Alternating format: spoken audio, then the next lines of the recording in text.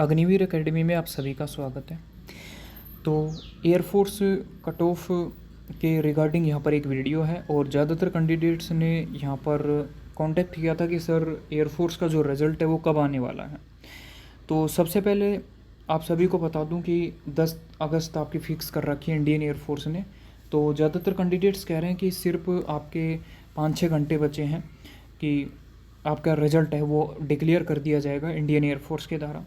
लेकिन इसके साथ ही कुछ कैंडिडेट्स यहाँ पर बात कर रहे हैं कि अब की बार जो इंडियन एयरफोर्स की कट ऑफ है वो यहाँ पर कम जाने वाली है। देखिए, क्योंकि कम जाने वाली है, क्योंकि आपको पता है रियल में कम जाने वाली है। जिस तरह मैं आपसे डिस्कशन करूँ, क्योंकि बच्चों के सेक्शन पास नहीं हो रहे हैं, यानी कि सेक्शन वाइज 25 में से आपके 10 मार्क्स भी आपके मैथ में नहीं आ रहे हैं, 25 में से 10 मार्क्स भी आपके फिजिक्स में यहाँ पर नहीं आ रहे हैं।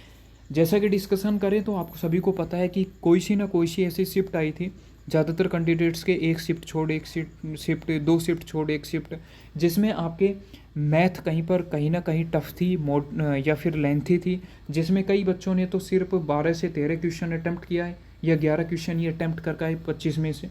इसके साथ ही कहीं ना कहीं फिजिक्स, जिनमें कई कैंडिडेट्स का ऐसा था जहाँ पर न्यूमेरिकल ज़्यादा देखने को मिले थे, तो उन कैंडिडेट्स के सिर्फ और सिर्फ यहाँ पर 10, 11, 12 क्वेश्चन ही सोल्व यहाँ पर हो रहा है।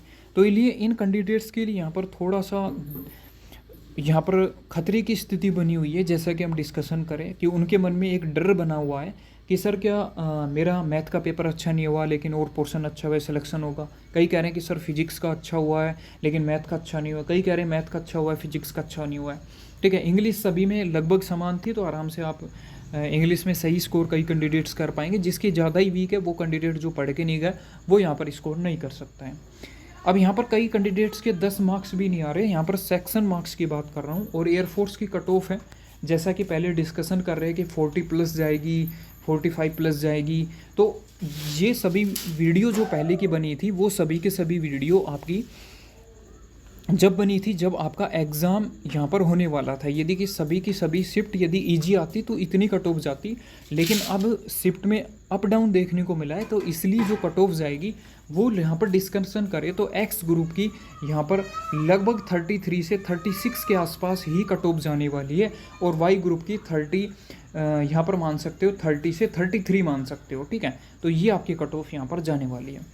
इसके साथ ही यहाँ पर थोड़ा सा डिस्कशन कर लेते हैं, क्योंकि इसका सबसे ज़्यादा अंतर जो देखने को मिलता है वो आपसे मैं डिस्कशन करूं तो एक्स ग्रुप में अंतर देखने को मिलता है। कई बच्चों के कहूँगे कि कई बच्चों के नंबर यहाँ पर 45 मार्क्स आ जाते हैं, लेकिन फिर भी उनका सिलेक्शन नहीं होता और लेकिन कट ऑफ है वो आपकी 40 जाती है। ऐसा क्यों होता है सर?